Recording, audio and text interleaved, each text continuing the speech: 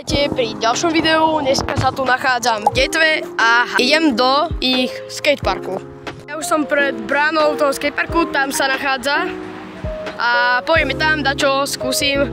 Nikto tu není, takže super a budem mať aspoň priestor na to, aby vám to ukážem a uvidíte.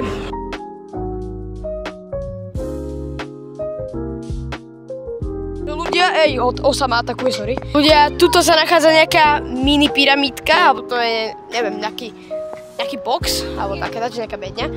Tam je nejaká rampa, toto, neviem čo to je. Tam sú dve úrampy, tu je Edo a tu je bedňa, nejaký nájazd, nejaká ešte väčšia bedňa, rejla a taký mini, ako keby, nie bowling, ale také nadskakovacie, čo také. No tak ideme tu dačo skúsiť pojazdiť, ja sa tu rozjazdím a potom vám dačo natočím.